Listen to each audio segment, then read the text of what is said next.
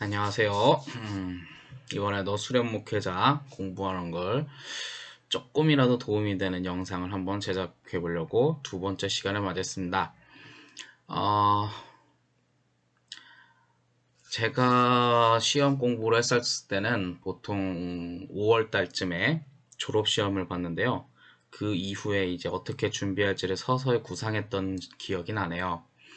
그렇게 천천히 공부를 했었는데 거의 다 여름 사역 때문에 뭐 공부가 중단되고 뭐 그랬던 기억도 있습니다. 저번 주에 얘기했던 거 마지막 한마디 정도 있었죠. 뭐 별의별 설명은 다 했지만 결론은 딱 하나. 그냥 높은 점수 받으면 된다. 한 과목이 누락되는 것이 아니라 전체적으로 그래도 최소 60% 그리고 웬만하면 좀 안전빵으로 70, 80%까지 맞으면 좋지 않을까 생각이 듭니다. 이번에는 이제 순서에 맞게 우리가 저번 2017년도 제가 수련목을 공부했을 때의 점수 계산법을 한번 이야기했고요. 이제 제가 블로그에 올렸던 자료집을 뭐 활용하는 사용을 어떻게 하면 좋을지 활용법을 좀 잠깐 설명을 하려고 합니다. 저기 있는 저 아이콘은 좀 이따 설명해 드릴 테고요. 우선은 성경 암송은 어떻게 하면 좋을까 했는데요. 저 같은 경우에는요, 깜지 쓰면서 외웠어요. 그냥 많이 썼죠, 그냥. 그걸로 거의 뭐, 페이지 한 20kg는 나왔나, 20kg는 좀 오버고, 2kg는 나왔나 생각은 드는데, 거의 웬만하면 스프링노트 버리는 것을 거기 위에다 덧붙여서 계속 쓰면서 외웠죠. 왜냐면 이유에 어쨌든 중요한 것은 나중에는 써야 하니까. 말로 평가하는 게 아니라 나중엔 최종적으로 종이에다 쓰는 거니까 그러다 보면 너무 많이 쓰잖아요. 그럼 어떤 일이 벌어지냐면요. 나는 머릿속에 아무 생각을 안 하는데 성경 구절이 써지는 거예요. 좀 너무 좀 무식한 방법이라고 생각할 수도 있겠는데 그냥 손이 자동적으로 가져요. 많이 하다 보면 그런 경지가 있는 것 같긴 하더라고요. 저는 진짜 깜지를 쓰면서 많이 외웠고요. 근데 이게 그냥 수련목회자 선발고시 시험 한 번으로 끝나는 것이 아니라 나중에 과정고시에 들어가게 되면 그때도 또 시험을 보게 됩니다. 그리고 만약에 여러분들이 좀 만약에 글로 쓰는 상황이 아닌 경우, 예를 들어서 버스를 타고 이동하거나 기차를 타고 이동할 경우엔 저기 오른쪽 위에 있는 어플이 있어요. 키즐렛이라는 어플이 있는데 저는 이 키즐렛이라는 어플을 한번 추천해 드리려고 해요. 단점은 제시어가 두 개라고 하는데 예시로 한번 제가 좀 부족하지만 영상을 한번 찍어보면서 설명을 한번 해보려고 합니다. 어플에 있는 상태로 해서 이렇게 한 건데요. 성경에 있는 어플 중에 저기 키즐렛이라는 어플이 있어요. 이 어플을 이제 잠깐 작동을 하면 이렇게 좀 실행이 되는데요. 저기 밑에 있는 찾기 목록에 KMC를 한번 검색해 보면 이런 식으로 많이 뜨게 됩니다. 지금은 바로 로마서를 한번 눌러보고 저기에 보면 낱말 카드를 한번 눌러보면 이렇게 성경 문제지가 다 나와요. 저는 이제 설정에서 셔플로 돼 있어 랜덤이지만 첫 번째 문제부터 나올 수 있게 하고 2번 문제 하나님의 아들은 육신이 누구에게 나왔나? 2번 이렇게 빨리 조금 빨리 동영상을 이제 샘플로 한번 찍어봤는데요. 이렇게 하나씩 찍어보면서 성경 문제도 실제로 풀 수 있는 거죠. 핸드폰으로 보면서 하면 좀 더 쉽지 않을까 생각이 듭니다. 하지만 그것뿐만 아니라 여기 키즐렛에 보면 암송 구절도 있어요. KMC로 검색하면 되는데 지금 나온 것은 구약만 돼 있는데 이것을 예를 들어서 첫 번째 구절 저기 나오면 누르면 뒤에 구절이 나오죠. 너무 빨리 작동이 되네요. 그리고 또한 랜덤 설정 들어가면 이제 셔플 마구잡이 섞어서 랜덤으로 나오게 할 수 있는데 웬만하면 성경 구절을 이런 식으로 한번 해보는 것이 어떨까 여러분들에게 한번 이렇게 예시를 한번 가져와 봤어요. 이거 광고는 집어치우고요. 뭐 이런 식으로 좀 한번 준비를 해봤는데요. 문제는 키즐렛이 단점이 좀 있어요. 자세히 보시면 아시겠지만 제시어가 두 개가 돼 있거든요. 예를 들어서 창세기 1장 1절 태초에 하나님이 천지를 창조하시니라에 보면 제시어라고 해서 두 개의 단어가 나오죠. 태초에 하나님이. 하지만 시험은요, 제시어가 하나로 나옵니다. 어떤 경우에 운이 좋으면 제시어가 세 개인 경우도 있기는 한데 그런 요령은 바라지 마시고요. 웬만하면 제시어 하나로 성경을 암송을 준비하는 게 좋을 것 같습니다.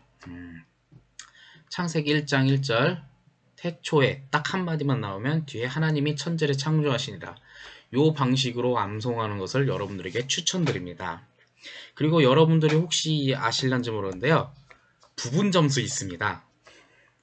예를 들어서 태초에 하나님이 천지를 창조하시니라 해서 태초에 하나님이 천지를까지 쓰면 거기에 마땅한 부분 점수가 있다는 거죠. 실제로 제가 실제 시험에서 특혜를 봤는데요. 아마 마가복음인지 누가복음인지 제가 지금 헷갈리긴 하는데 2절짜리는 저는 잘 많이 외우지는 않았는데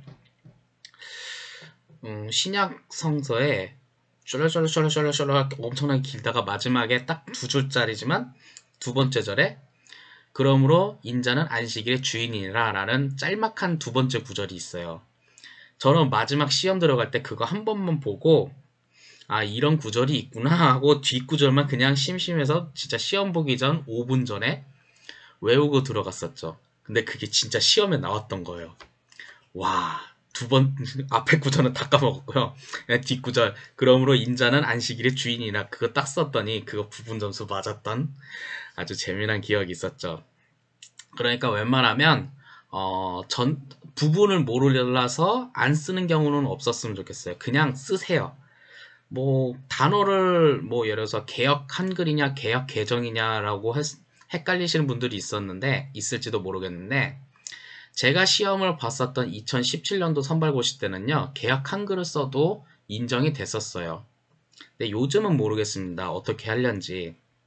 근데 웬만하면 상상의 날개를 펼쳐서라도 웬만하면 다 쓰세요. 물론 채점하시는 교수님이나 목사님은 아유 왜 이렇게 썼어 하면서 짜증을 내실는지 모르겠지만 씀으로써 부분 점수 1점이라도 더 나온다면 여러분들에게 좋은 일이 있지 않을까요? 그렇기 때문에 성경 구절은 하루에 13개씩 한번 읽어보면 12일 주일 빼고 한 2주 정도면 한 번씩은 전체를 체크를 할 수 있게 돼 있어요. 그런 구조로 돼 있는데 그런 식으로 한번 외워보시면 좋고요. 만약에 하루에 13개씩 체크하기가 어렵다면 뭐 키즐렛이나 뭐 아니면 직접 씀으로써 체크해보면 좋겠지만 만약 그것이 힘들다면 뭐 6개, 7개씩을 한번 해보면 어떨까 생각이 드는데요. 저 같은 경우에는요. 2절 이상짜리는요. 잘 안 외웠어요. 너무 머리가 복잡하고요. 또 성취욕이란 게 있잖아요. 웬만하면 2절짜리는 좀 시간이 오래 걸리니까 그런 성취욕 때문에 웬만하면 저는 2절짜리는 좀 외우지는 않고 나중에 막판에 좀 외우기는 했었는데 2절짜리는 빼기니까 한 109절 정도 나오거든요. 좀 부담스럽다면 첫 번째 한 구절만 있는 것만 천천히 한번 외워보시는 건 어떨까. 이유 어쨌든 초반부터 어느 정도 성과가 나와야지 계속 공부할 맛이 나지 않겠어요. 저도 그랬으니 처음에 한 구절 그리고 신약 구절들이 보통 한 50몇 개 돼 있기 때문에 저는 신약 먼저 외우시는 걸 추천해 드립니다. 그리고 또한 성경 시험을 좀 한번 보면요. 저는 예를 들어서 성경 시험은 문제 속에서 답을 찾는 경우가 있어요. 대표적으로 구약 문제에 보면 2개의 문제가 나와요. 신명기 쪽인지로 제가 좀 헷갈리는데 요단강 동편 혹은 북편에 있는 지파들은 몇 개 지파인가라는 문제가 있는데 2개의 문제가 있어요. 요단강 동쪽과 요단강 북쪽 이 2개 문제가 있는데 이 2개 문제 같은 경우는 보기가 똑같아요. 그렇기 때문에 1번부터 동서남북 하니까 뭐 하나 동쪽을 묻는 것은 1번이 정답이고 북쪽을 정답하는 건 북쪽을 질문하는 건 4번이 정답인 경우도 있고 예를 들어 또 사도 바울이 뭐 그 고린도에 머물렀던 기간은 총 몇 년 몇 개월인가라는 질문이 있는데 그 문제가 있는데 그 문제에 사도행전 18장이라고 되어 있죠. 그래서 정답이 18개월. 요런 식으로 좀 많이 찾아보면 좋죠. 물론 공식적인 정답은 18개월이 아니라 1년 6개월이지만 뭐 예를 들어서 사도 바울이 진짜 고린도에 머물렀던 기간, 그리고 가로치고 사도행전 18장 써 있는데 그런 식으로 좀 문제 속에서 저만의 답을 찾는 것들 있죠. 그런 것들은 저 나름대로 기억한 것을 이제 정리해서 하려고 하는데, 여기서 보면 이제 순서대로 해서 나중에 구약 문제나 신약 문제 수답 부분에서 좀 하려고 합니다. 그런 식으로 해서 문제 속에서 답을 찾았으면 좋겠지만, 좀 답을 외워야 할 필요성은 좀 많이 있죠. 저 같은 경우에는 암송을 먼저 했기 때문에 나중에 성경 문제를 좀 뒤에 했거든요. 그러다 보니까 구약하고 신약 성적이 그렇게 좋은 점수는 안 나왔어요. 물론 그래도 60%는 넘겼지만 성경을 좀 많이 투자했다면 저도 나중에 영성 수련회 때 조장이 되지 않았을까라는 헛된 망상도 한번 꿈꿔보지만 아무튼 좀 이런 식으로 했던 면이 있었죠. 하지만 이거 하나는 확실하게 말할 수 있습니다. 시간을 투자할수록 합격할 가능성이 굉장히 높습니다. 이거 하나는 확실하게 말할 수 있어요. 그리고 만약에 제가 가지고 있는 자료집 교리화장정과 한국감리교회에서는요, 간단하게 그냥 제가 정리했던 것 기출문제의 정답을 만약 이해한다면, 이해하는 것을 여러분들에게 추천해 드리는데, 역대 시험의 정답을 이해한다면 저는 80점 이상은 가능하다고 생각합니다. 이 정답이 왜 이렇게 나왔을까? 요것만 하면. 물론 뭐 저는 성적이 그렇게 좋지 않아요 라고 한다면 뭐 70점이라고 좀 얘기는 하겠지만, 웬만하면 이 정답이 왜 이 정답이 되었을까? 요것을 확실하게 이해한다면 저는 80점 이상 나올 거라고 생각하고요. 만약 그 이해가 안 된다면 역대 시험의 정답을 그냥 암기만 한다면 절반은 반토막 할 수 있지 않을까 생각을 듭니다만, 웬만하면 책 한 번 정도 읽어보면 좋지 않을까요? 정식적인 교재가 있지 않습니까? 공식적인 시험지나 그런 것들이 있는데 웬만하면 여러분들에게 책 한 번을 읽어봤으면 좋겠지만, 제 개인적으로는 여러분들이 각자 사역도 하고 교회에서 갑자기 호출도 오고 또 과제물도 제출하고 또 누군가는 논문도 졸업 논문도 쓰지 않겠습니까?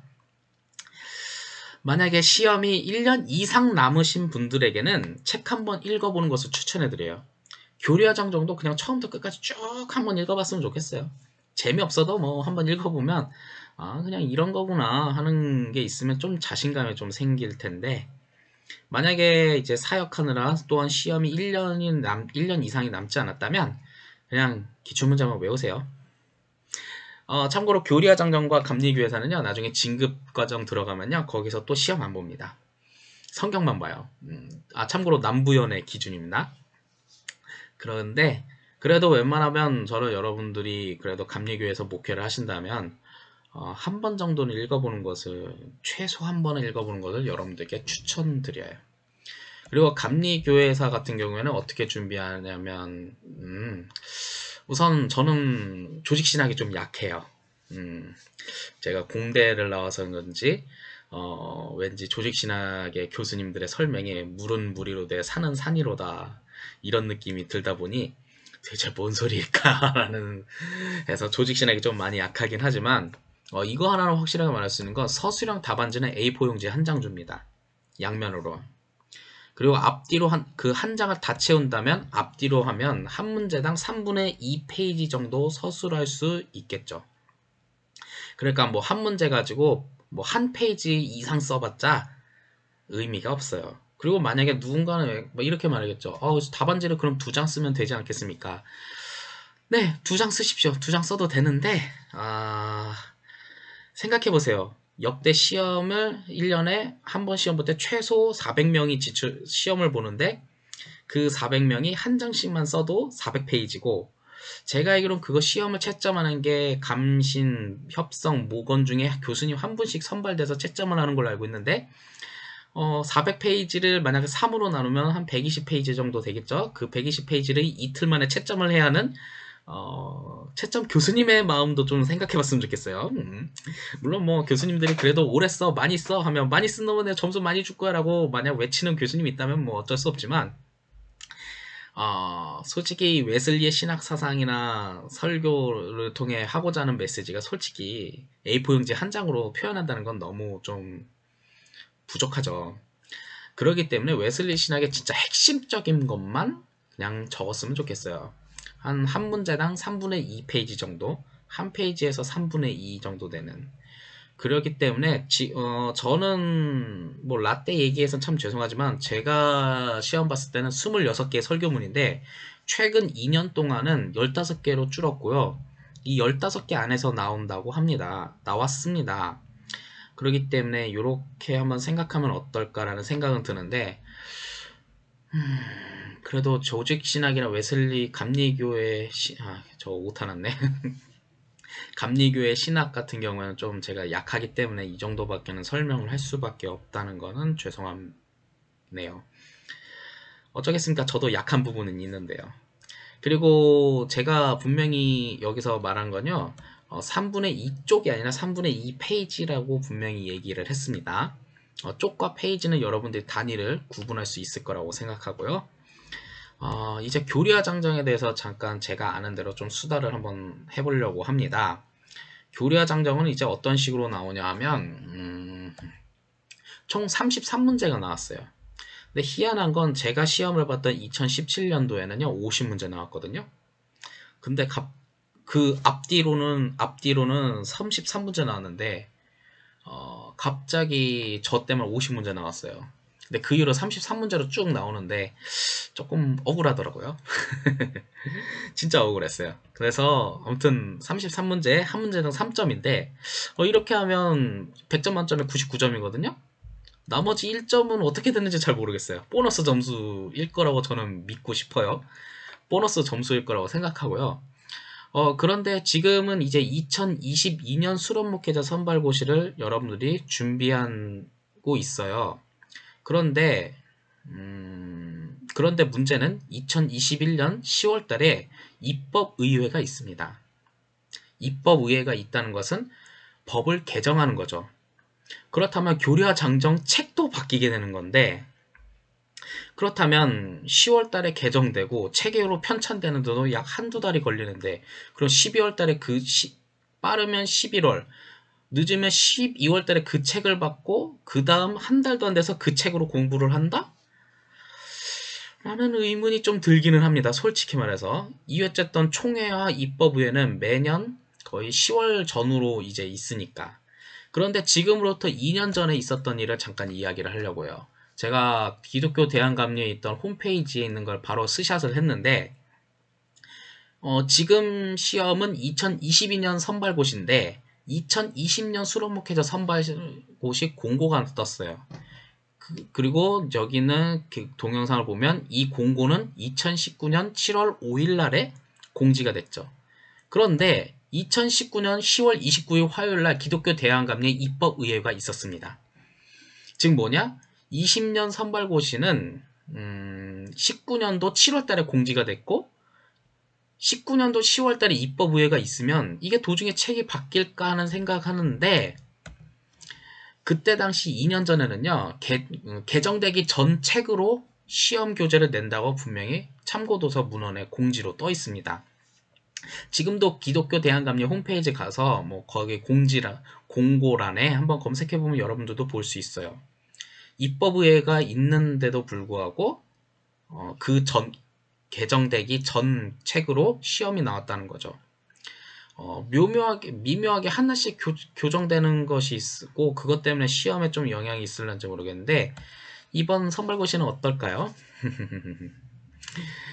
난 뭐 시험 끝났는데 뭐 근데 제 생각에는 지금이 2019년도 개정판으로 사용하고 있는데 아마도 제 생각에는 그냥 이번 거는 19년도 판으로 하고 그 후년에는 이제 21년 개정판으로 시험 보지 않을까 저는 조심스레 그렇게 추측 한번 해봅니다만 그래도 개정된 것과 전후의 사이에 있어도 공통적인 부분은 좀 생각해 봤으면 좋겠어요. 그리고 교류와 장정에 있는 목차를 잠깐 이야기를 하려고요. 왜냐하면 목차를 알아야지 그 시험에 있는 내용을 알 수 있거든요. 제1편에서는 역사와 교리라는 부분이 있고요. 2편은 헌법, 그리고 3편은 조직과 행정법, 4편은 의회법, 5편은 교회 경제법, 돈과 관련된 거고요. 그리고 6편에는 교역자 응급법, 목사님 은퇴한 이후에는 어떻게 지내는지, 그리고 재판법, 서로 소송 많이 걸잖아요. 그리고 선거법, 감독회장과 감독선거법, 그리고 경계법, 이것은 뭐냐? 연해와 지방의 경계는 어떻게 할 것이냐. 그리고 과정법, 진급과정인 사람들은 어떻게 할 것이냐. 이런 내용이 있는데 2021년 선발고시에서는 여기에 이제 고르게 문제가 배분이 되었어요. 다 고르게 나왔죠. 특별히 어떤 한 부분에 치중은 안 돼 있게 나왔는데 과거에는 제3편과 조직과 행정법, 제4편 의회법, 제7편 재판법에 좀 비중이 많이 나왔던 적은 있었어요. 근데 가장 최근 시험에서 딱 한 번은 이제 고르게 문제가 좀 배분되었던 적이 나왔던 거죠. 그러기 때문에 여러분들이 요거를 좀 생각해 봤으면 좋겠고, 그리고 이제 1편 역사 교리 부분은요, 참 희한한 건 감리교회 신학과 감리교회사 내용과 좀 많이 중첩이 돼요. 그렇기 때문에 이 중첩된 부분이 교회사 시험에서도 나올 수 있다는 거죠. 그렇기 때문에 같이 중첩이 되기 때문에 그 부분을 같이 외워두면 좋을 것 같아요. 그래서 제가 1편 역사 교리에 대해서 가장 중요한 핵심 포인트만 몇 개만 찍어 드리려고는 합니다. 여러분들도 어쩌면 감리교회사 수업 시간에 많이 들어봤을 거예요. 북감리에 나오죠. 북감리의 가장 미감리에라고 하는데 이 북감리의 가장 핵심적인 인물들 민영익, 가우처, 맥클레이 이거 시험에 나왔던 적이 많습니다. 빈칸 채우기로요. 어떤 식으로 스토리가 되는지는 여러분들이 아실 거라 생각하고 그리고 그것 때문에 이제 한국에 밟았던 선교사 세 분이 계시죠. 아펜젤러, 스크랜턴 어머니, 대부인. 그리고 이 사람들이 오자마자 학교와 병원 사업을 했었죠. 제가 감리교회사 나름 정리 자료에 쓴 것들이 있는데 보통 이제 교회 같은 경우에는 아펜젤러가 정동교회, 그리고 스크랜턴이 상동교회, 그리고 학교는 아펜젤러가 배제학당, 그리고 스크랜턴 대부인께서 이제 이유학당을 세웠고, 또한 병원 같은 경우에는 스크랜턴은 시병원이라고 했고, 그리고 스크랜턴 대부인 같은 경우에는 여성 전용 병원인 보구여관을 했던 적이 있는데, 이게 그 교회사 시험에도 좀 나오지만 가끔 교리화 장정에도 좀 나올 수가 있어요. 그렇기 때문에 여러분들이 기억했으면 좋겠고요. 이 키워드 정도 기억했으면 좋겠고, 그리고 난감리에서는요 가장 중요한 핵심 인물 딱 하나만 기억하면 돼요. 윤치호. 난감리에로 최초로 세례를 받았던 사람이죠.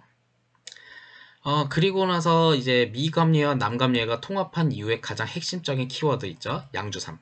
최초의 총리사. 그때는 감독이 아니라 총리사라고 했는데 총리사라는 단어가 있고요. 그리고 그때 당시에는요 기독교 조선감리였어요. 조선감리회 1930년도 일제시대기는 했지만 그래도 그때 당시엔 대한민국이라는 명칭보다는 조선이라는 명칭이 더 가깝기 때문에 그때 당시에는 기독교 조선감리회예요. 그래서 만약 연도를 딱 봤을 때 무슨 감리회냐 1930년도가 써있다면 기독교 조선감리회라고 쓰셔야 돼요. 하지만 만약에 1930년대가 안 써있다면 기독교 대한감리회로 쓰셔야겠죠. 그거는 문제 속에 답이 있다는 거예요. 그리고 해방 후 분열 시대가 있었는데 이 하나된 감리교의 전통이라는 것이 보통 시험에 많이 나오기도 합니다. 그리고 지금 보여드릴 표는요. 이거는 학술적인 건 의미는 없어요. 그냥 제가 암기하기 위해 그냥 표를 적어 놓은 거예요. 제가 그냥 감리교의 분열에 대해서 나름 제가 암기하기 쉽게 분열을 해 놓은 거죠. 총 감리교의 분열이 총 4번 있었어요. 1차 분열, 2차 분열, 3차 분열, 4차 분열이 있는데 이거를 학술적으로 들이대면요. 이건 학술적으로 잘못될 수도 있어요. 왜냐하면 저의 상상을 좀 집어넣은 정리표가 있기 때문에. 근데 이 정리표를 조금 간단하게 설명을 하면 1차 분열할 때는요. 나라가 막 해방됐기 때문에 네 신사 참배했냐 안 했냐 가지고 서로 대판 싸웠어요. 그래서 신사 참배한 사람들을 거의 감리교회를 부흥시켜야 한다는 주장을 하면서 우리는 복흥파, 부흥파라고 주장을 한 거죠. 하지만 신사 참배 안 하고 있었던 사람들은 어떻게 신사참배에 대한 정리를 안 할 수 있겠냐 하면서 그들이 재건파로 많이 나타나게 된 면은 있죠. 그런데 이 신사참배를 한 사람들은 나중에 감옥에 끌려가니까 막판에 이제 단임자를 좀 하기가 힘들었어요.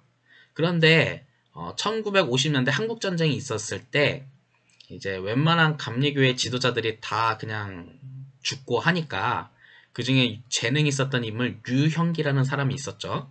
그런데 이 사람이 신사참배를 반대했기 때문에 단임자를 못했어요. 막판에. 그러다 보니까 법에 보면 6년간 단임자를 해야 한다는 조항에 어긋나 버리는 사람이에요. 그러다 보니 저 사람 단임자 6년간 단임자 안 했잖아 라고 주장하는 사람들이 있었죠. 그 사람들이 법을 지키라라고 이야기를 하는데 솔직히 말해서 신사참배 거절했고 감옥에 끌려가고 모진 고문을 당했는데 무슨 6년간 단임자를 해요. 이건 제 생각엔, 이건 진짜 제 생각엔, 이 호원파 사람들은 아마 제 생각에 신사참배한 사람들이 조금 섞여 있지 않았을까. 왜냐면 자기들은 떳떳하니까, 떳떳하겠죠. 법 때문에. 그런데 또, 류영기라는 사람이 아무튼 그때 신사참배 때문에 거부를 하고 감옥에 끌려가서 6년간 단임자를 못했기 때문에, 그래도 감독이 될 만한 사람이 이 사람밖에 없었어요. 그때는 한국전쟁, 6.25 전쟁이 있었으니까. 그러다 보니 2차 분열이 바로 이 호원파와 총리원, 지금의 감리교 본부라고 생각하면 돼요. 그런 사람들과의 분열과 다툼이 많이 있었던 거죠. 자, 그리고 나서 이제 류형기의 임기가 1차 임기가 끝났어요. 이제 재선할 수 있어요. 그때는 재선이 가능했거든요. 근데 딱 재선을 하려고 하니까 당연히 호원파 사람들은 아이고 6년간 단임 많은 사람들 그때는 봐줬지만 지금은 아니야! 하고 주장하는데 저도 중에 친사참배한 사람들이 있지 않을까라는 생각도 들지만 그런 상황이 있었고 3차 분열 이제 55년 총회 때 이제 3차 분열이 이제 재선을 하느냐 마느냐라는 이 갈등 속에서 일부는 또 좀 법을 또 지켜라라고 말하는 호원파는 그대로 유지되고 그리고 이제 류영기 씨도 이제 보통 이북 출신이고 또한 성화신학교 출신이니까 그때 또 류영기를 위해 또 하나의 또 그룹이 또 생겼나 봐요. 그러니까 그들이 또 성화파라고 이제 주장을 하게 된 거고 또한 그것 때문에 지겹다 니들 뭐냐 하면서 이제 제3세력 이제 정동파가 이제 등장을 하게 된 거죠. 이렇게 해서 호원파, 정동파, 성화파들이 서로 치고받고 싸우는 감심, 목원, 협성이랑 싸우는 거랑 똑같지 않은 현상이었나? 하는 생각도 좀 들기는 하지만 아무튼 이렇게 치고받고 싸우다가 2000이래. 1970년도에 이제 호원파하고 성화파가 서로 합작을 했어요. 합작을 했다 보니까 이제 정도파들이 또 왕따 당하니까 제3세력 소외되는 것 때문에 문제가 발생해서 이제 갱신총회가 뭐 됐다나 어쩐다나 뭐 그런 내용인데 저는 이런 스토리 라인으로 감리교의 분열을 좀 외웠습니다. 제 상상을 좀 집어넣은 것도 있고요. 학술적인 가치는 전혀 없다는 것을 미리 밝혀드리는 바입니다. 그냥 외우기 편하기 좋게 머릿속에 스토리 라인을 꾸민 거예요. 뭐 다르게 외우시다면 다르게 외우셔도 됩니다. 뭐 아무튼 이런 식으로 해서 반미교의 분열이 됐다는 것도 교류화장정 역사의 교류에서도 많이 나오기도 합니다. 오늘 영상을 한번 그래도 너무 길어지면 하는데 아이고 자꾸 20분은 안 넘기려고 하는데 자꾸 넘기게 되는데 웬만하면 이런 식으로 또 준비했고요. 이제 다음부터 이제 헌법과 조직과 행정법 키워드 제일 중요한 키워드를 좀 알려드리고요. 어떤 역사 교리 중에도 좀 문제 중에 좀 쉽게 외울 수 있는 문제들도 있어요. 예를 들어서 아펜젤러는 언제 한국땅을 밟았나 뭐 보기 1, 2, 3, 4 있던 문제가 2015년도 수련목 고시 때 나왔는데 그거는 뭐 예를 들어서 정답은 식목일에 땅을 밟았다 그렇게 해서 외워서 정답을 썼던 적이 있었죠. 오늘의 영상은 여기까지 하고요. 이렇게 해서 이제 또 다음번에 교리와 정쟁의 헌법과 조직과 행정법 이 부분을 좀 이야기를 나눠보려고 합니다. 저는 제 친구들은 자료를 주면 다 떨어지고요. 생판 잘 모르는 사람들 항상 붙어서 참 이게 옳은 건지 하는 생각이 드는데요. 예.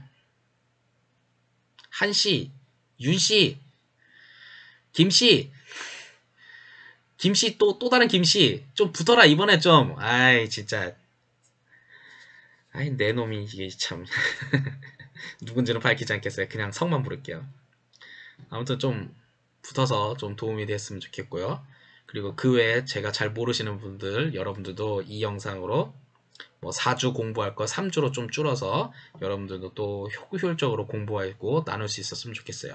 그리고 언제나 말했지만 댓글 다시면 Q&A 영상 만들어 드릴 용의가 있는데 질문이 아니라 고맙다는 댓글만 달으면 나보고 어쩌냐. 내가 감사 댓글 보려고 그런 게 아니라 질문 받으려고 했는데.